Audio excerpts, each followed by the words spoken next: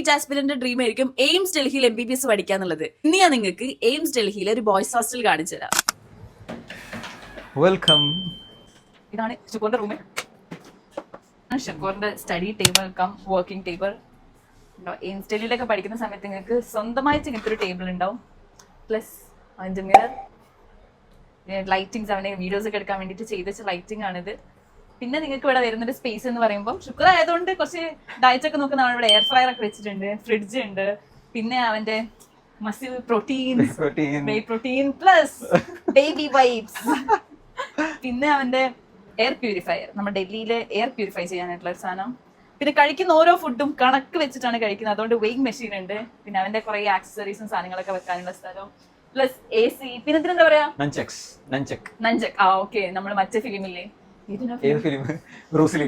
അല്ലല്ല ആർഡിക്സിൽ ഉപയോഗിക്കുന്ന സാധനം. യെസ്. പിന്നെ ഇതാ കുറെ കാറ്, കുറെ frame, gym motivation, take the risk or lose the chance.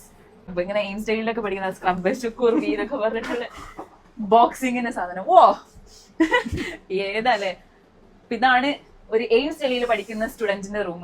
നല്ലോണം പഠിച്ചോണ്ടി നല്ല മാർക്ക് ഉണ്ടെങ്കിൽ ഇത്ര സെറ്റപ്പ് ആയിട്ട് നിങ്ങൾക്ക് ജീവിക്കാം. മലയാളികൾ കുറവുണ്ട്. ഷുക്കൂറിന് കമ്പനി കുറച്ച് മലയാളികളെയും കൊടുക്കാം.